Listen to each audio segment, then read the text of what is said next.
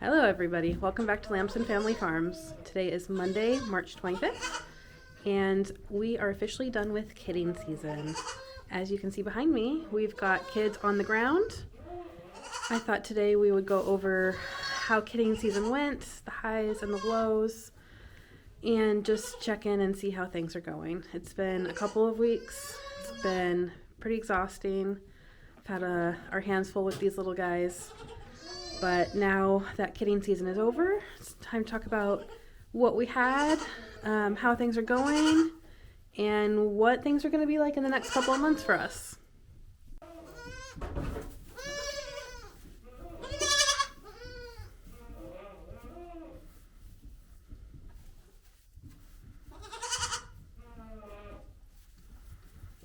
Okay, so we have 10 kids from 5 does.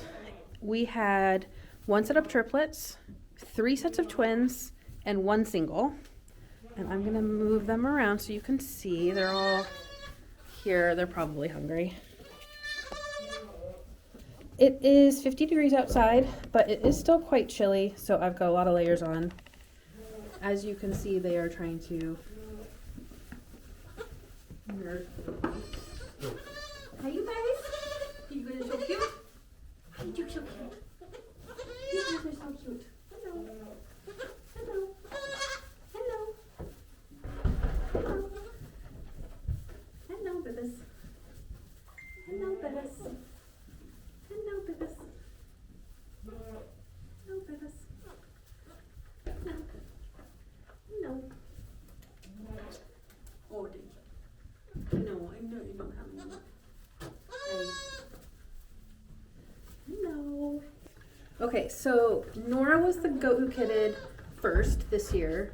She was due March 7th. She had her kids on March 6th. It was a great way to start off kidding season. She had twin doelings, and they are very pretty. This is one of them. This is Ultima, Lamson Family Farms Ultima. She is a black roan with brown. She looks exactly like her sire. In fact, I'll have to post some photos here. I keep looking at her thinking, I feel like I've had that goat before. And it's because she looks almost exactly like her dad. So we got one girl that looks like their dad and one girl that is a spitting image of their mom. They are both very sweet. This one I would say is more dairy. She's long and sleek compared to her sister. But they are just beautiful. We are very tempted to keep them. I know, I never told you like this. But they are very curious and very sweet. Yes, you are. This is the second twin. This looks just like their mom. This is Lamson Family Farms Anaya. She is very curious, been very outgoing. She is a brown roan with black and frosted ears. She is also probably a keeper. This is only Nora's second freshening, so there is a very good possibility that we will get doelings from her in the future. But we really like both of these ones, and we only ended up with 4 girls this year out of 10 kids. So we had the 4 girls and 6 boys. And we're just leaning towards keeping this year, just to increase our numbers in future years. And these girls are both very pretty. They're both very big and very personable. So, and this is, so like I said, this is Nora's second freshening. Her udder looks really good this year. I'll have to post some photos on here. But we've been really impressed with Nora. So this is a time lapse of Nora's delivery.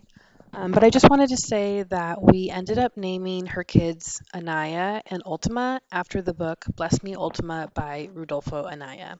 We wanted to go with a couple literary names this year.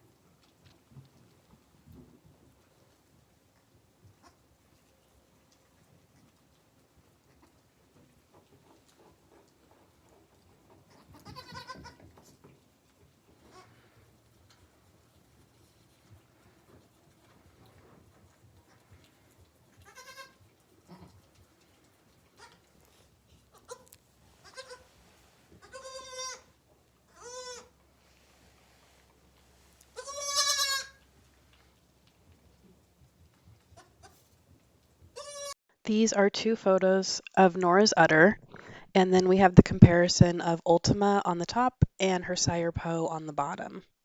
You can see she looks so much like him. He is a couple months older than her in that photo.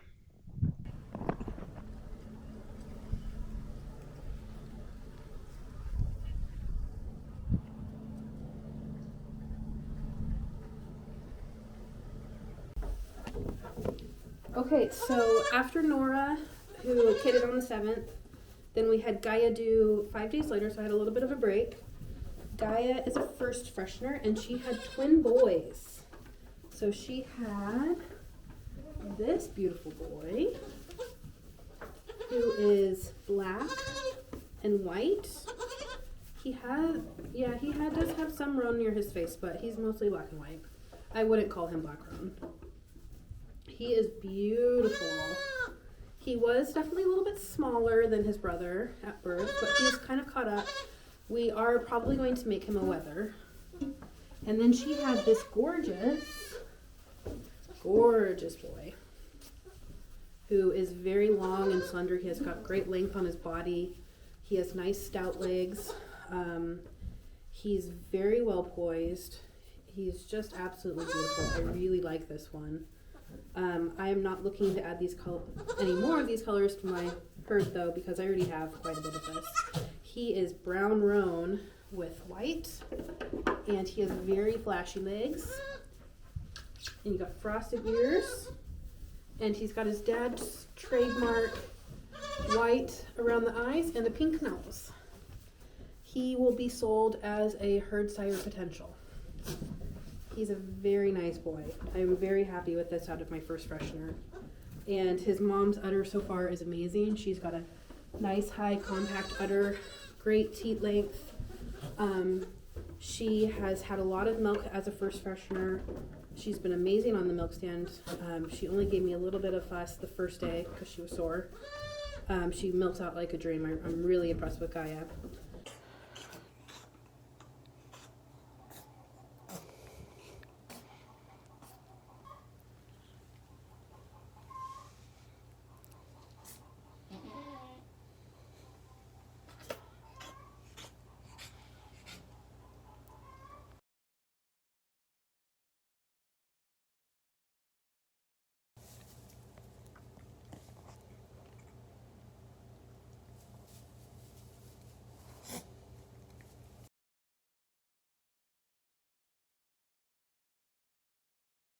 We had bought Gaia and Venus from the same lady. They're not related, but they were essentially raised as sisters together. Venus was not due until 5 days after Gaia, but I think since she saw Gaia kidding, she decided it's time, and so she had hers 5 days early. The next morning I came out to her and her buckling, which was not expecting that because she was so early. So Venus had a single buckling. This is him. He is also beautiful. I don't know if you can see, but he has got brown roan and the white or gray roan. So he's got the brown roan here. He's got brown roan on his legs, and he's got white roan on his stomach. He also has white with frosted ears, and he has brown on his legs. I am really considering keeping him as a future herd sire. He's nice and stout. He doesn't quite have the length in the body as that brown buckling, but he is a large boy. And I really like him. I really do like Gaia's udder. I think I like Venus's udder just a little bit better. Her teats are a little bit longer, but she also has that nice compact udder. They are both Rebel Hearts lines, and so I think he would make a very good herd sire potential for me. So this year we've had a lot of really cute kids, and it's been really nice to have them around. They've been a lot of fun so far. The last two that are out here are Noni's two boys. So Noni was due on my birthday. No, she was due the day after my birthday. She ended up having her kids on my birthday. Unfortunately, I got 2 bucklings out of her, which I was really disappointed about. I really wanted another girl out of her. I have 1 girl from her. It's Daffy, and Daffy is 1 year old now. We did not breed her this last year. She was a little too small. So she will be bred this year and kid as a 2-year-old first freshener. Hi, Anaya. Yes, you are so cute. Unfortunately, we lost Noni 3 days after she kidded. So and Noni was my favorite goat. We moved her here from Washington State. She's just my absolute favorite. This was only her 3rd kidding. The first year she had quads. Last year she had triplets. One of them was Daffy. And then this year she had twins. She passed because she had milk fever. We ended up putting her down because she was suffering. She was fine the day after she kidded. The second day she started stumbling, and by that evening she couldn't walk. And we tried giving her the calcium gluconate for a day and a half, and she just never recovered. So we did have to put her down. She was our first experience with milk fever. I hope I never have to deal with that again. It was horrible. I think part of the issue also was she most likely had ketosis and or pregnancy toxemia, which led to milk fever. She was a heavy producer. At her best last year, she produced about 1 gallon a day. And now that I've done a lot of reading about all 3 of them, it happens mostly in animals that have multiples. And there have been little signs along the way that I didn't know what to look for that first year. But now that she's passed with milk fever and I'm looking back, I can see how she probably from the start had issues keeping her sugars maintained during her pregnancies. It feels weird not having her in the barn. It's been really tough. She only passed away 3 days ago. I think we're at 3 days. She was our first dairy goat, and we got her 4 years ago. But let me find her boys. Yes, look them. Okay, so she had 2 boys. They're pretty similar in size. One was slightly smaller. This is the smaller one. He got Poe's light, flashy legs, and he has Noni's brown markings on the face. They look so much like her. It's really hard to see them. On the flip side, though, I'm really tempted to keep at least one of them as a wether, just so I can kind of have her around. They are very cute. Very cute. So they are technically roan, but they don't have a lot of roan. So I'd say black and white with brown. Everybody has frosted ears this year. Noni was my only girl with self ears, and I was really hoping she would have passed that down. But everybody got roan. Everybody got Poe's frosty ears, and most of them have the white on the head. This one has done pretty well on the bucket. He was very sassy on the bottle the first few days, very opinionated, but he's mellowed. Aren't you tired? Aren't you tired? You are so cute. So here he is. This is the smaller one. It's funny, these boys look very similar to the buckling that Noni had last year. Okay. Yes, it's not here. That's not you. It's you. This is the bigger buckling. He's darker than his brother, which I really like. He's got the darker brown. And he has Noni's brown under his face, which is adorable. I know. It's gonna be okay. I really like this guy. If Noni had not had milk fever, I think he would have been a good herd sire potential. He's got a nice long body. His mom was very dairy. I loved Noni's udder. She had a beautiful hand milking udder. So, but you're gonna be a wether. He's got a really cute face too. Poe tends to throw the spots over the nose, and he throws, you have a kind of pink nose. Poe tends to throw pink noses and a little bit of white around the eyes. He has just a tad. But let me find, yes, you've got Poe's face. Okay, so Poe throws the pink noses. Almost all of them have pink on their noses this year. And he throws that light color, the light around the eyes.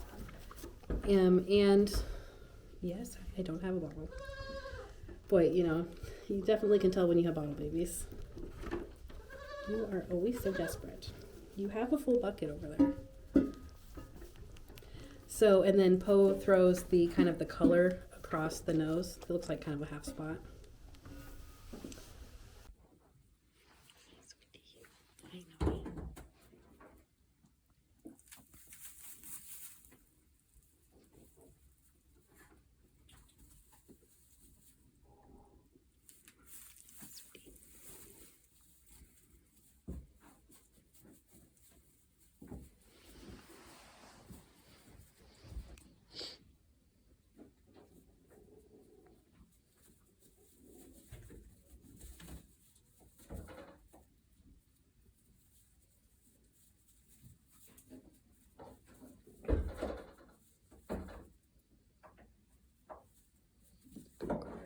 It's okay, sweetie.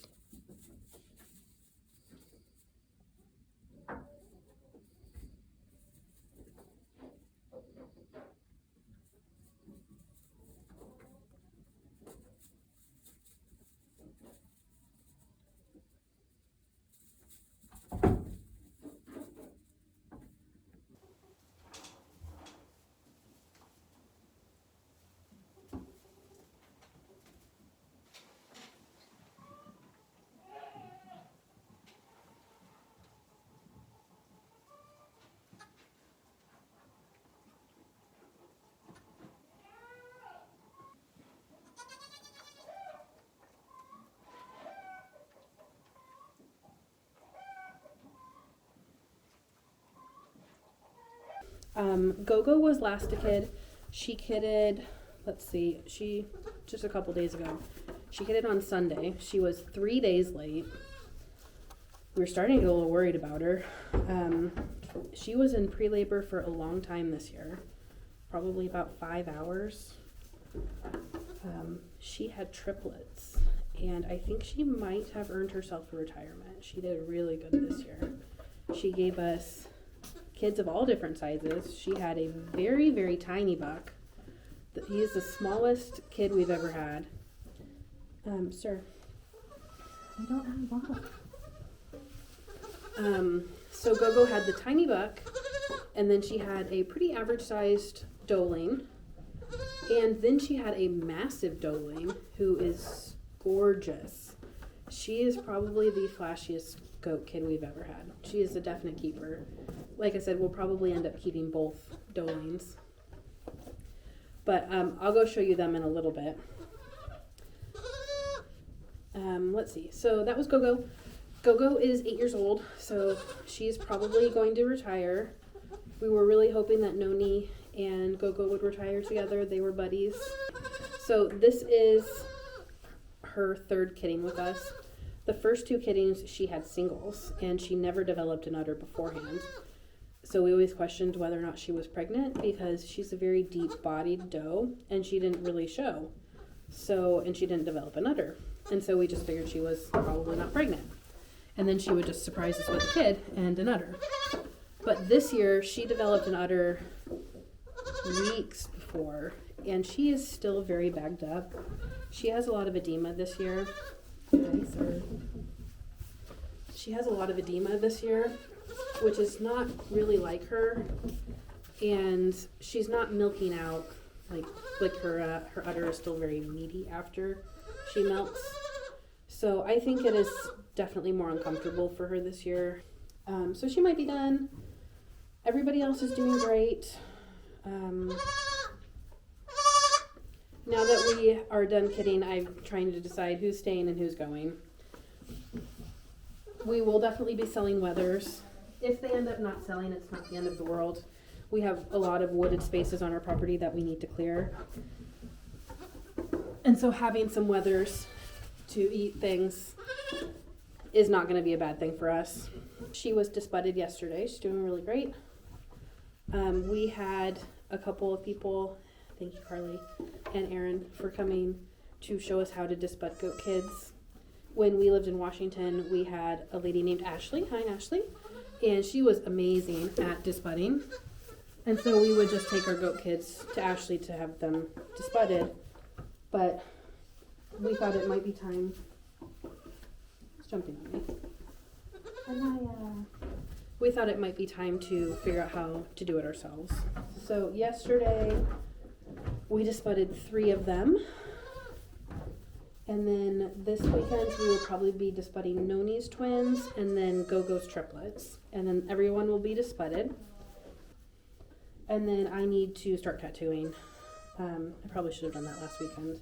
Yes, you are so cute. Are you a herd sire? Are you a herd sire? You are so cute. And you're a sweet mellow guy. Yeah. Yes, I know. Ugh, goat kids are so nice. Ducklings are still probably my favorite, but goat kids are a close second. Goat kids are a close second. You were disbudded yesterday too, and you're doing pretty good. You are doing pretty good. You're a cutie. Do you see that brown roan?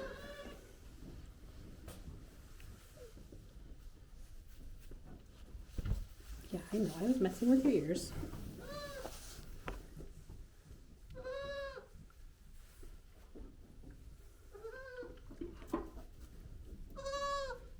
And he's just beautiful. He's got it on his legs too. And then it goes into the brown leg. Yes, Ultima, you're fine. You're okay. So now I just need to make sure to remember to come out and socialize with them, because especially for your dairy animals, you want them to be very friendly. Yes, and you probably already are because you're a bottle baby, but it doesn't hurt to socialize with your little goat kids.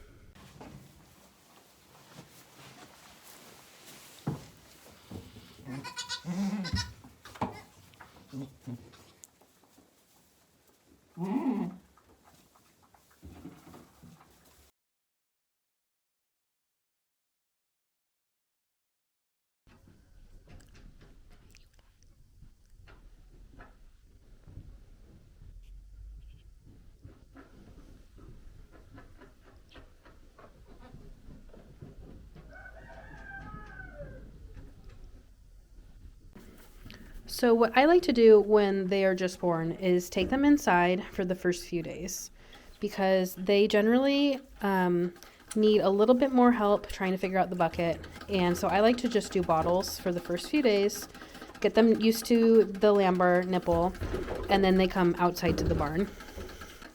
So then after they are a couple days old and I've bottle fed them inside every 4 to 5 hours, including overnight, then they come out on the bucket.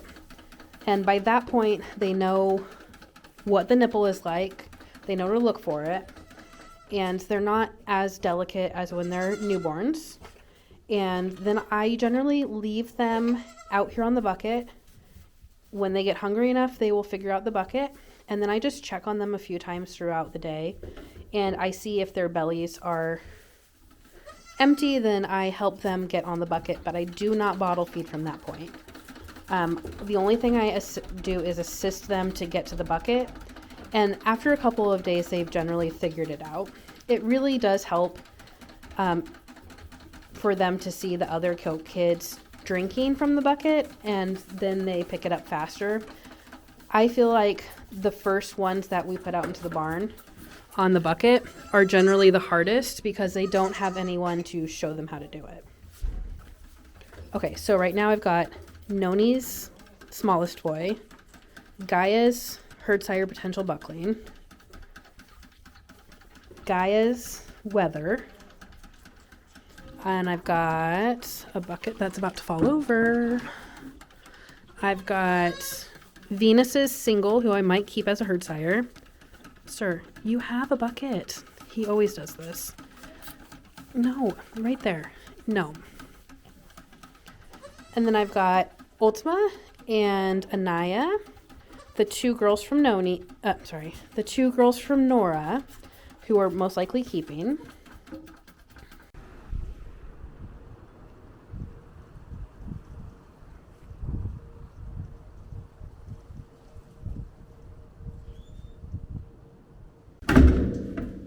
So as far as birthing this year for the goats, everything was pretty textbook.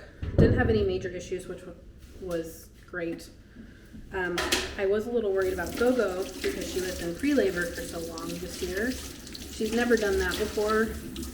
Every year that she's kitted for us before, we've always just come out to Go Kids. But this year she stretched and she contracted and she stretched and she contracted for 5 hours. And not like active pushing. She wasn't in active labor for that long, but it did take her quite a while to get to that point. But Nora did pretty good. She had her first buckling come out head first. I did have to go in and find one of his front legs. But once I got one of his front legs out, he came out really easy. And then his brother was smaller than him, and he came out.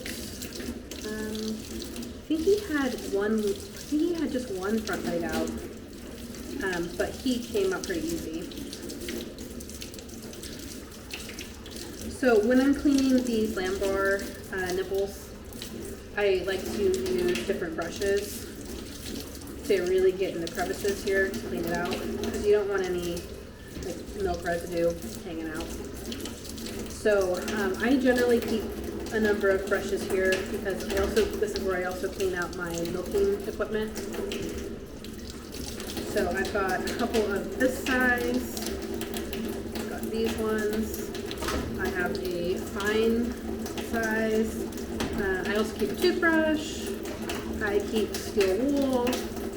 And I have this one, which is longer, to clean my milking tubes out. And I also have this one, which I've used this one once, and it does okay, but if it's too tight, the metal spring is too flexible to really get enough pressure to go down a long tube. So I generally have just stored this.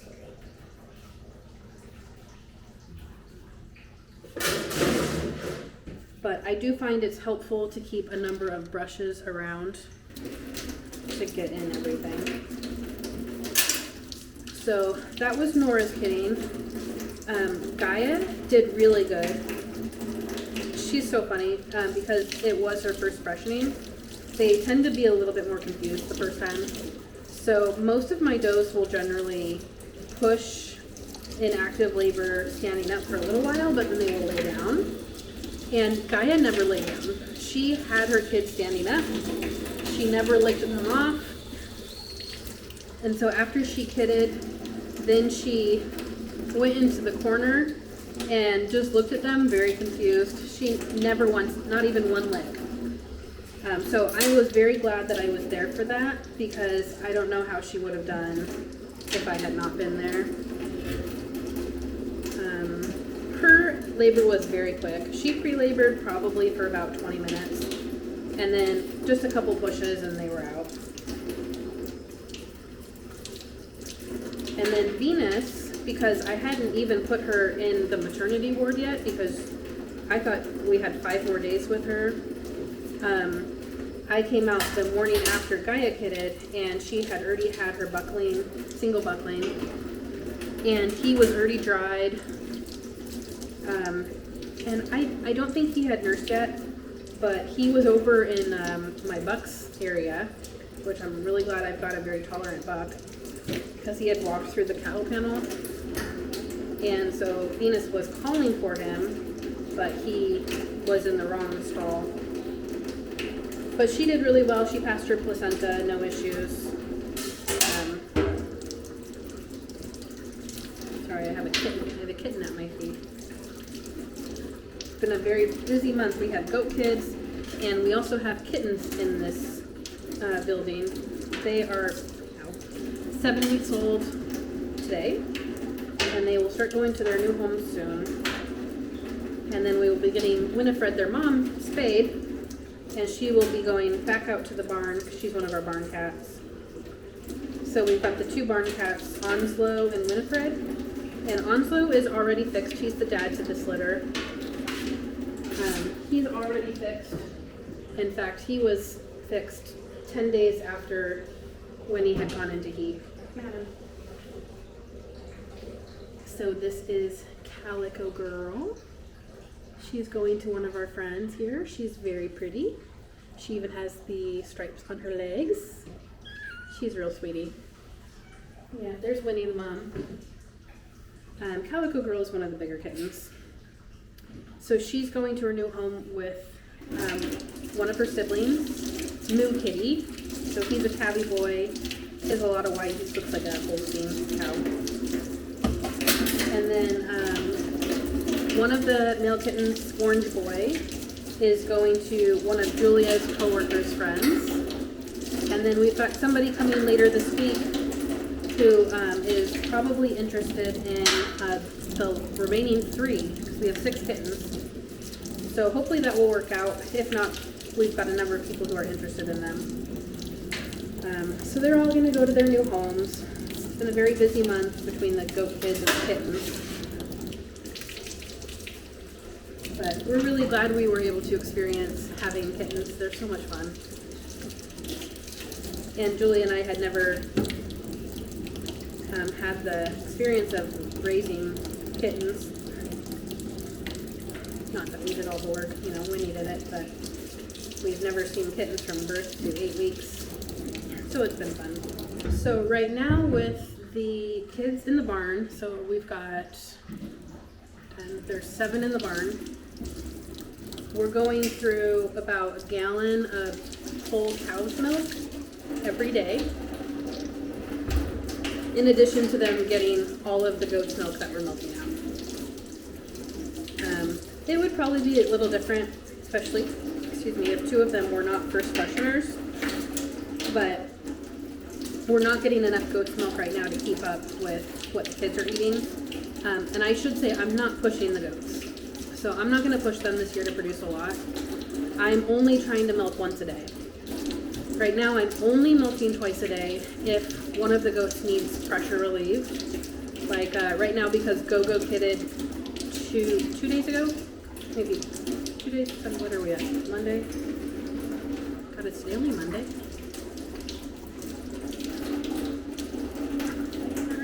So they're 2 days old. She's getting milked twice a day because she has a lot of edema this year. But I will try to get her down to once a day, probably I'm hoping in about a week. And then some of the other goats, we did milk twice a day when they first kidded, but then we've got them down to once a day mostly. That's something else I forgot to mention. Venus kidded fine, but her right side of her udder, she had blood in her milk for the first couple of days. And that happens a lot, especially, not a lot, but it can happen, especially with first fresheners, just because those, what's the right word? Capillaries, maybe I think it is, in the udder can get damaged from too much pressure, or like if you're too rough with milking or the kids are too rough, they can pop, and then it could lead to blood in their udder. And so there's really nothing special you need to do for that. You just need to keep milking it out. So hers cleared by the 2nd day. But those first couple milkings, she had a lot of blood in the right side, and not the left side, because they're 2 separate structures. So you can milk out the left side, but the right side will still be full. The milk does not cross between. And it's the same thing with cows. Cows have the 4 quarters. You could have an infection in one quarter and it wouldn't necessarily translate to the other 3 quarters. So like for Venus this year when she had the blood in her right side, I would milk out the left side first and keep that milk with the other milk from the other goats I had milked. But then I would separately milk her right side because that would be, not usable because it had blood in it. And like I said, it cleared out. We put some Dynamint on her udder, and I think we also used Fight Back. And I'll go over my sprays later. But she had no issue after a couple of days.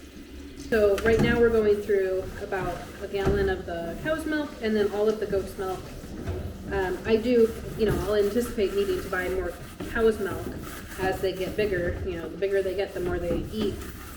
But they have started already nibbling on grain, and their new area that they've been moved to today also has a hay bag, so they can start developing their rumens and start eating some hay and eating their grain. It takes a number of weeks for them to really develop their rumens, but they need exposure to different things first. I will also start adding, I need to also add a bucket, small bucket. I should say you always want to start with a small bucket of water for your goat kids. You do not want to put them in an area with a big bucket of water, even a regular sized bucket of water, because they can unfortunately drown themselves. They could accidentally jump in, go head first or something, and drown. So you do not want to give them enough water that they can hurt themselves in. So right now I'm just using this steel wool to really scrub off the really gross stuff off this bucket, because they try to jump up on it and it gets stuck on it.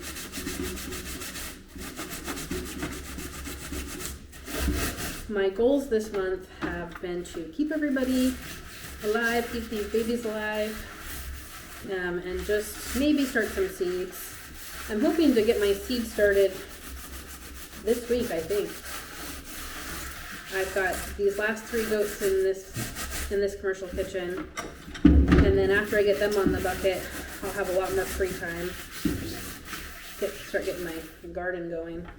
Because this is our first full year here, I'm hoping to map out our yard and garden space and really see where I want things. It's been really fun so far this spring to see what's coming up, because last year we moved here at the very end of May. It was Memorial Day weekend we came, and so we missed all of the spring bulbs, and we're very happy there's a lot of things coming up. So far we've seen daffodils coming up, there were snowdrops, we've got lots of tulips coming up, and I think we've got grape hyacinths, we've got snow crocus. What else do we have? I think we have hyacinths coming up, but I've never actually seen them coming up before they've been like a full flower. So I think I need to get out my Plant ID app and just double check things. So this is pretty clean now. I'm gonna just give it one more scrub with the sponge just to kind of get the fine stuff. And then we'll dry it up, and then I'm gonna put a gallon of cow's milk in it. I cleaned out the grocery store the other day, of all their whole milk. They only had 7 gallons. So I ended up purchasing all of it. Should last me almost a week. Probably not. It'll probably last me 5 days.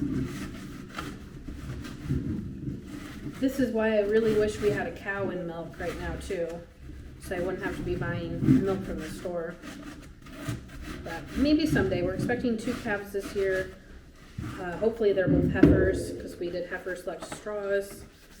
And then maybe I could get it so that when they're ready to be bred in a couple of years, I could time it so I'd have my spring cow milk.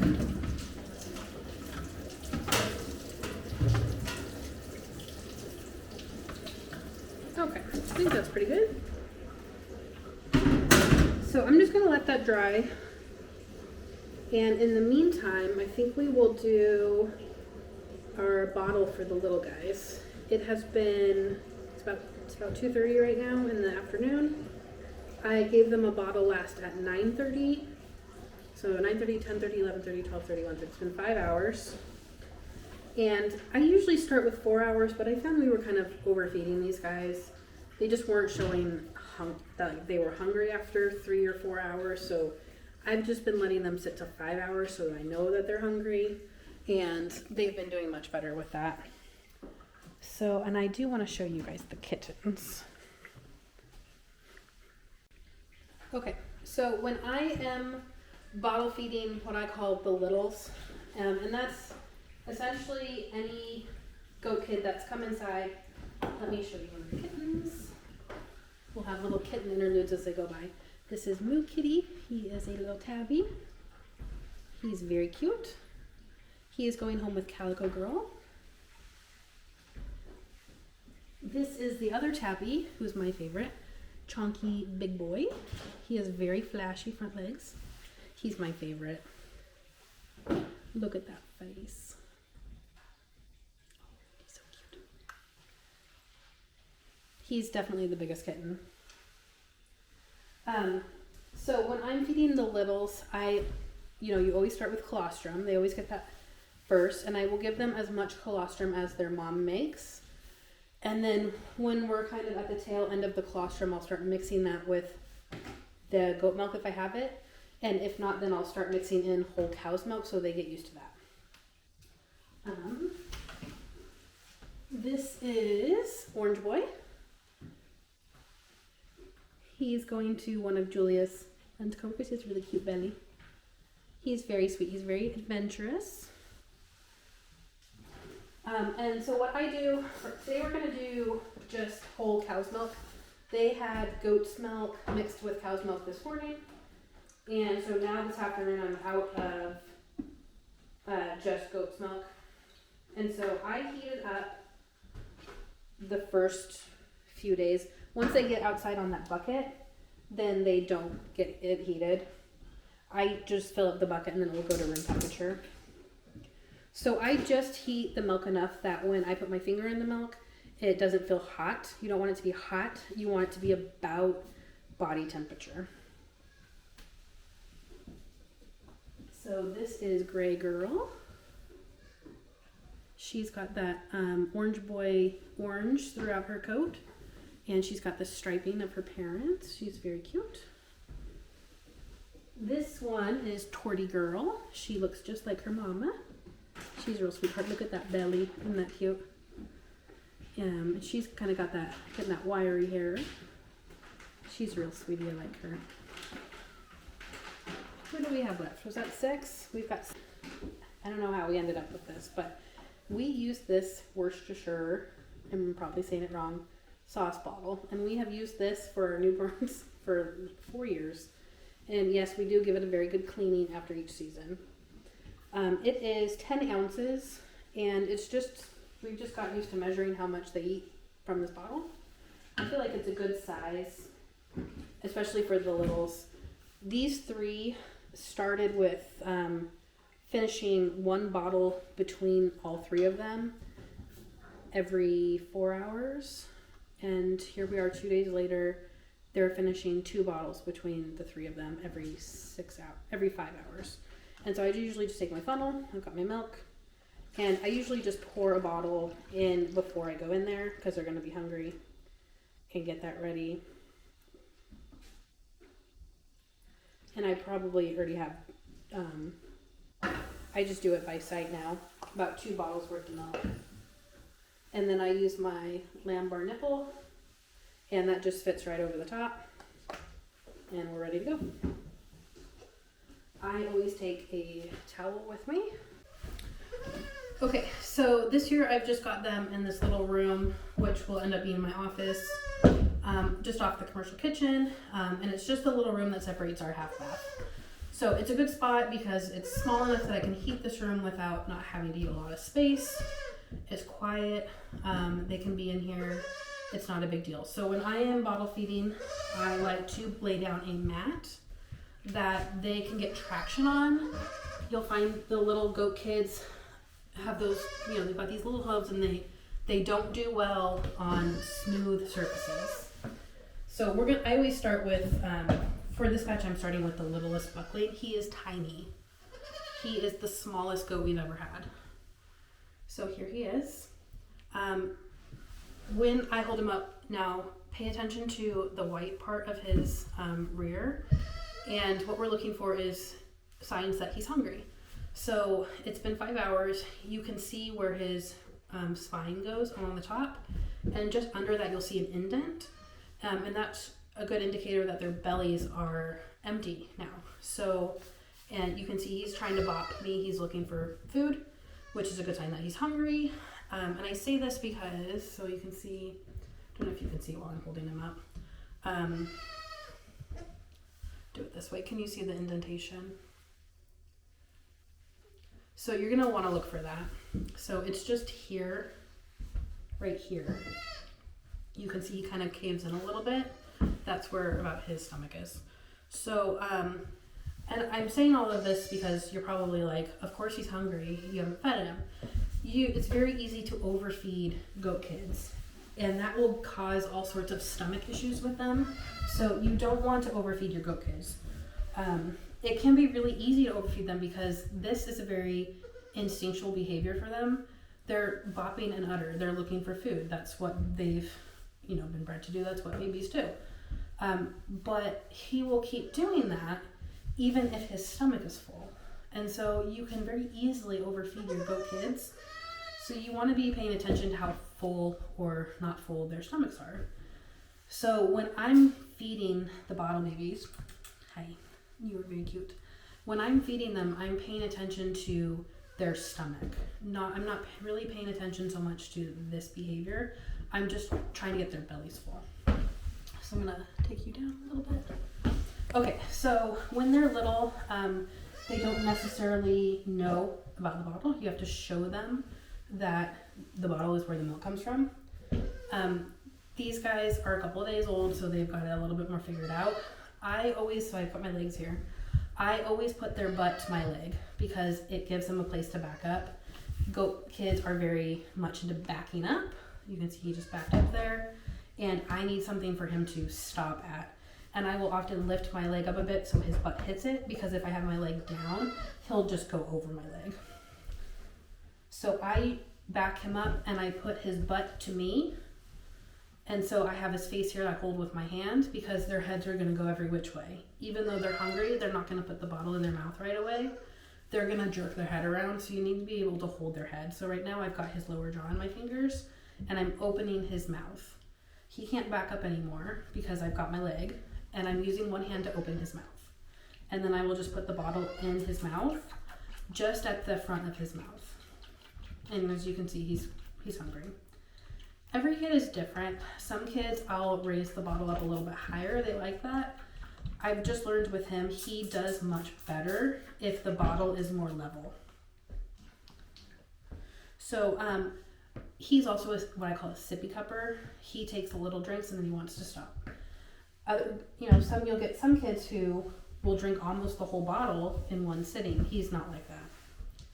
I much prefer them just to drink the whole bottle, but he's going to tell me when he needs a break. And so I'll just give him a little bit of a break, and I usually pet their backs because that's what their moms would do. They'd be licking their butts and stuff. You can see he's flicking his tail. That's a very happy sign for goat kids. And so he's always going to try to face me because he's trying to come towards the bottle, and he's just coming up because he knows that I've got it somewhere. He doesn't know where it is. He's spinning, he doesn't know what to do. So I'm just going to move his butt to my leg, put him back in position, and start again. And that's really all we're going to be doing. So this is all we're going to do. He's still going. I just let them determine what pace they want to go at. He's still drinking just fine. You can tell when they get a good gulp. Yeah, so he just told me he needs to stop. You don't want to push it too much when they tell you they're ready to stop, because you don't want them aspirating milk. On the flip side, especially when they're first new at this, they will often act like they need to stop all of the time when they don't really need to.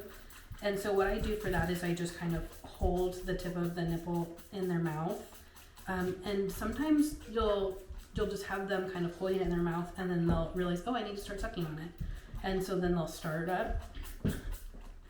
So you just need to pay attention to the signs. So he's still going. He's getting a little slower. And he's done. And he just panted. So he was kind of getting a little out of breath. So I'm just going to give him his little second to recover. Yep. And now I'm right here. Now he's looking for it. So he's still hungry. And we're back at it. Because he is a couple days old now, I'm starting to remove my hands a little bit more from the bottle because I eventually want him to find the nipple by himself, because he's going to need to do that when I put him back out in the barn on the bucket. And so, yep, he's done. A little break. And a little bit of shivering, which is okay. That means that he's starting to digest that milk. All the blood's kind of rushing to his belly. He's getting the milkshakes. No pun intended. And he's taking a little break to pee now, which is not abnormal. I generally wake them up to do a feeding. They're generally asleep when I come in. So they generally want to eat a little bit, and then they take a little break, get the milk shivers, they want to go to the bathroom, and then we'll start back up again. And I can already tell his belly is getting fuller. He doesn't have that indent anymore. He's still bopping around quite a bit, and so what I do is I could stop right now. I don't think he's had about half a bottle. What I do to try to test to see if they're done for this milking session is I will try to feed him a couple more times. And depending on how long he stays on the bottle will tell me if he's done or not. So if he gives me a couple more good sips, then he's not done.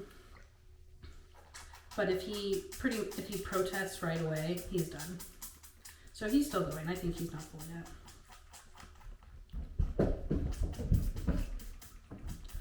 So this is a litter of 3, and I like to do the feeding either one at a time, or like right now I could bring out his sister and give her a good amount of milk, and he'll probably just hang out, and then I'll come back to him and see if he's really done. But I find, especially when they're stronger kids, he's kind of a weak kid, that they bop the bottle so much it becomes really annoying to try to feed one kid when you have another kid bopping at the bottle and bopping it out of the other one's mouth. It's just easier to do one at a time. So he's pretty full. He's not coming up to me like he was before looking for bottles. So he just has a little bit of mucus. I'm going to clean up out of his nostril. And I do that with the kids because you'll see them kind of wheeze a little bit when they start getting boogers in their nose. So you just clean that up. You know, they don't have their mom here. You're their mom, surrogate mom, because we're bottle feeding. So you just kind of clean him up like he's got a little bit of poop on his back, probably from a sibling. So I'm just going to clean that up. I just like to make sure they don't have a poopy butt. And then I'm going to probably test him one more time for milk. And then he's going to be done. Then you're going to be done. So he is going to be a wether. He was, like I said, tiny.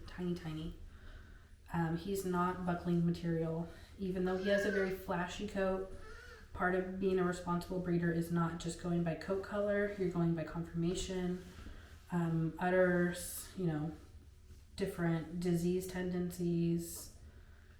And he's going to be a very cute wether. So here he is.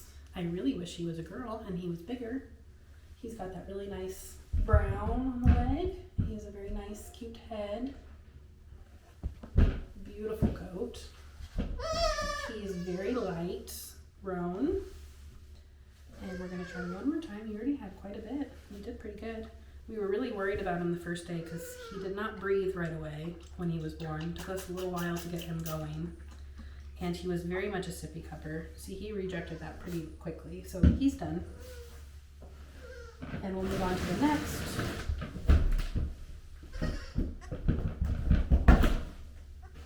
This is one of his sisters. He is done, so he can go back. Hello. See, she's bopping me right away. So you can really see the indent on her right now, just with how her legs are. But she's got a little indent right there. She's hungry. She's bopping my nose, or my chin, looking for it. So I'm gonna turn her around. I'm gonna take her mouth, open it up, and put the bottle in. It's really important you don't want to, sometimes they'll put their heads back, which is not a great position for them to be drinking. So when they're a couple days old, I'll start practicing with them pushing their head forward, which is a more natural position for them to be in.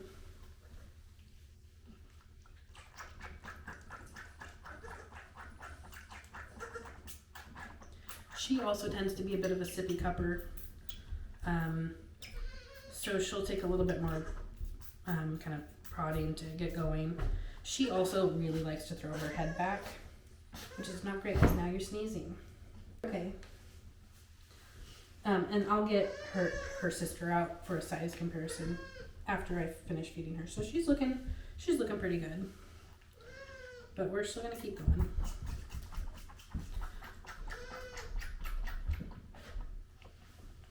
Like I said, I don't like how far back she throws her head.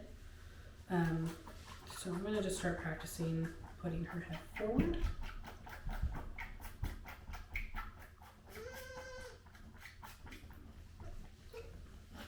That was pretty good.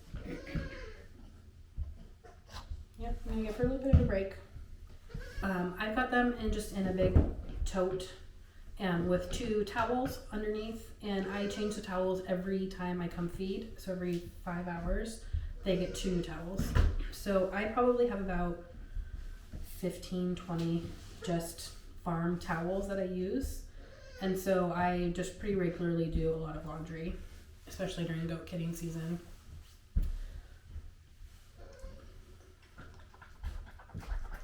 Just gonna move her head forward, put her in a little bit better position. She tends to flop her head to one side, so I'm just also putting her head back. Okay, she's done. Nice job. She's pretty full, so I'm gonna bring her sister out so you can see the size difference. This is the massive girl. So you can see how much bigger she is. She is just huge. She is also bopping. The big one is about the size that Gogo had for her single kids the other 2 years. She is just huge. Look at this. She's only 2 days old. You are a big lady. You're so cute. She's definitely a keeper. Look at that. She is just beautiful. She's got a great head.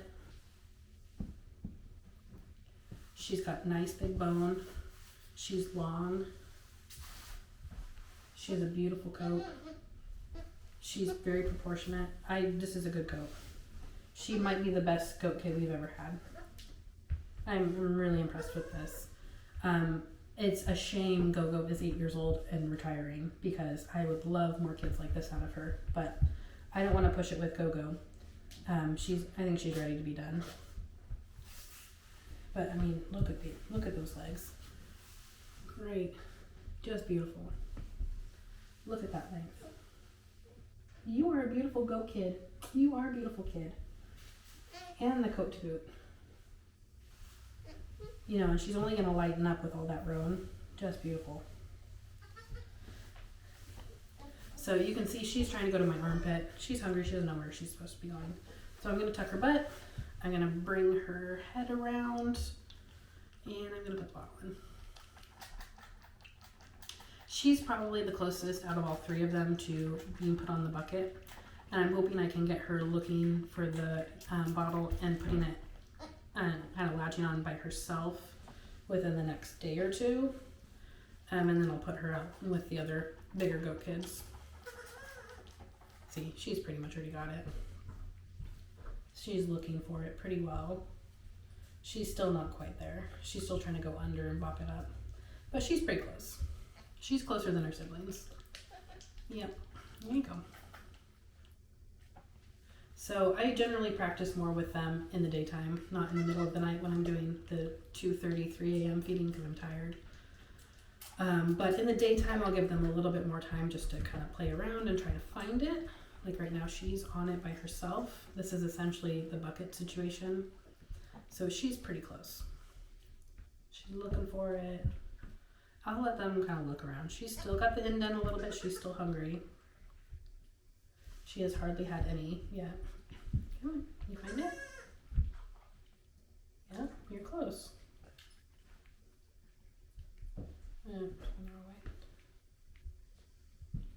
So what she's doing right now is called rooting, and she's just looking for a nipple. You know that on mom they would have been coming up, not straight forward, and so that's just their instinct to go up.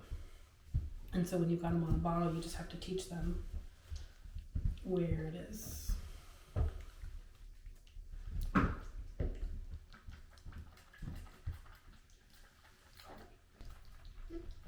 She's starting to do the milk shiver.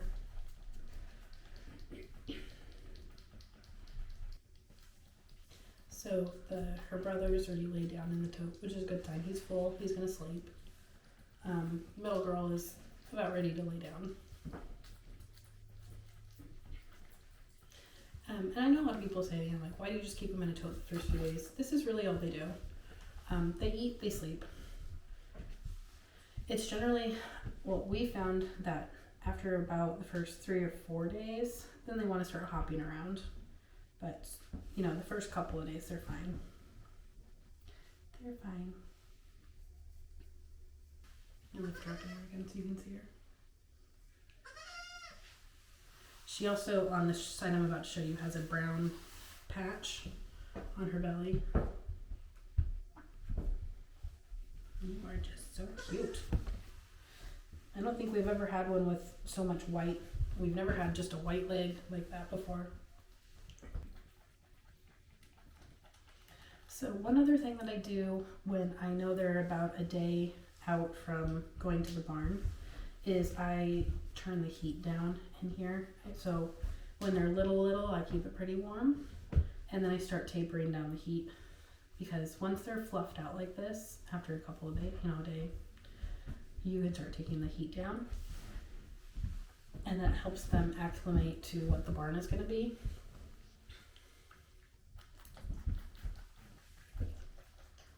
It's really the wind that you want to keep them out of. Not so much the temperature difference. Like, I obviously wouldn't put them out there if it was like 15 degrees or so, but we're supposed to be in the 50s next week, so it's plenty warm enough, especially since I've got 10 kids out there. They're going to keep each other warm, but you don't want them in like a wind chill.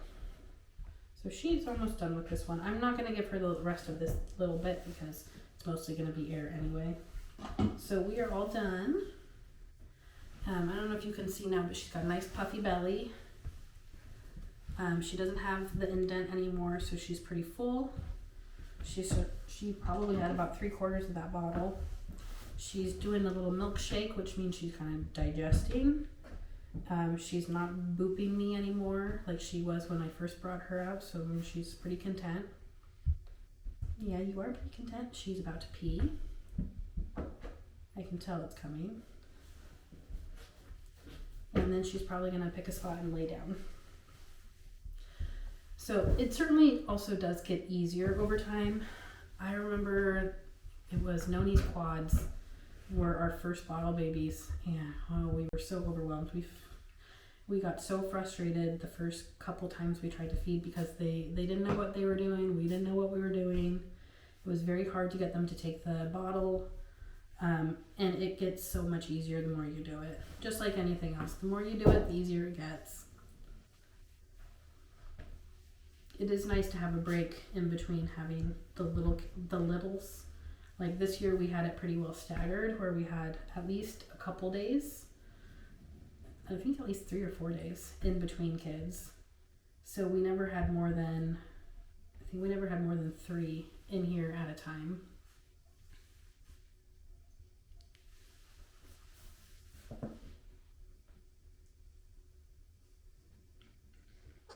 Mm-hmm. You are so cute. Okay, so now that I've got them fed, I'm going to put her back in the tote and I will come check on them in 5 hours. But now we can go get the lamb bar bucket put back out with the big goats.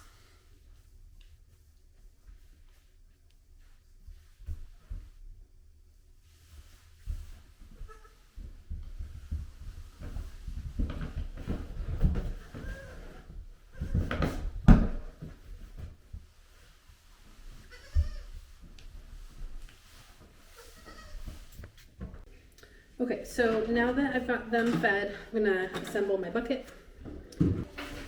So, and when I'm doing the tubes, I like them all to end up having the end of the tube that's in the bucket pointed toward the side of losing traction here, the side of the bucket that the nipples are at. So you can see this is the side with the nipples.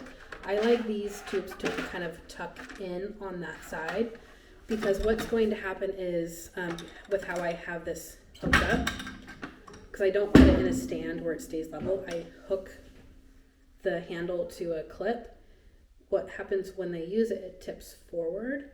And if I've got the end of the tube in the back, they're gonna miss out on milk at the end of the bucket because the tube's not reaching it anymore. So I like those tubes to be pointed way in the front so that they really can drink everything that's in the bucket. Then we end up wasting a little less.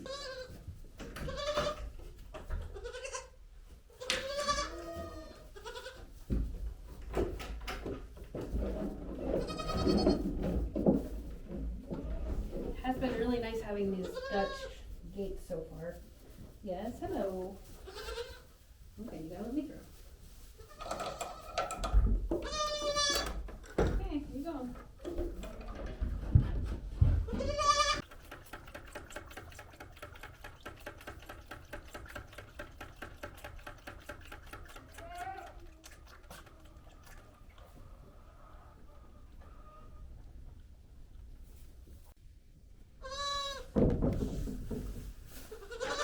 Yeah.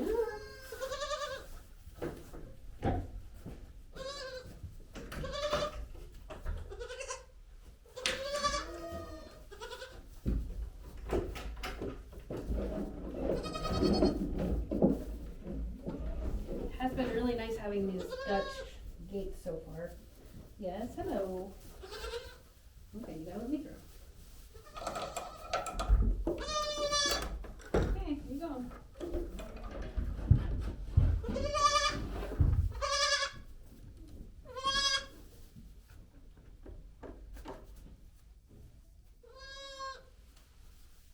You guys are so cute.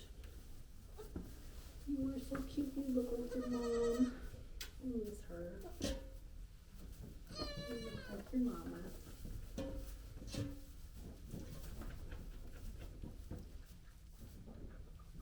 You guys are so silly.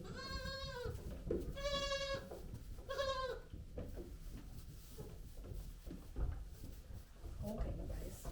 All right, I'll see you later. I'll see you later. You guys, little fluffy butt.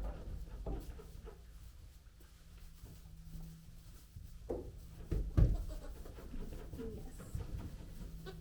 You are just a cutie. You are so cute. You're a nice looking goat. You are. You are cutie. Yes.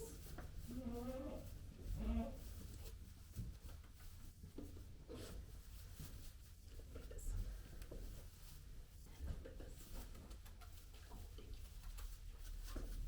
Oh, thank you.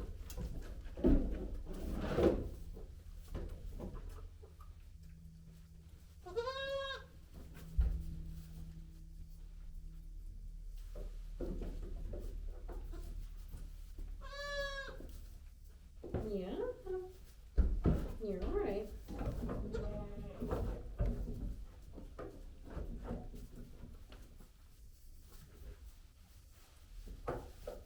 Hey, you guys. All right, you guys. You're so cute. Yeah. Oh, look at this goat.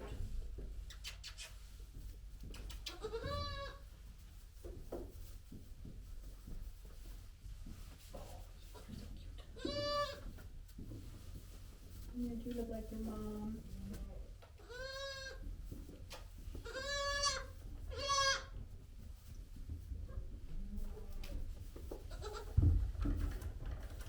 Okay, bye you guys.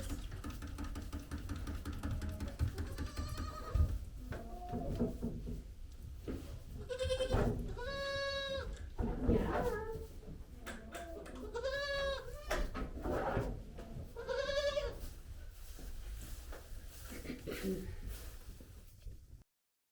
That you've enjoyed our update for our 2024 goat kidding season. It's been some really good highs and some very low lows. Very sad to lose Noni. Very happy to have some new kids on the ground. Looking forward already to goat kidding next year. Now we're just on to our normal milking routine and back to our normal chores. I think my next project will be starting some seeds. I'll put all of these goat videos in a playlist. Thank you for joining us, and we'll see you next time.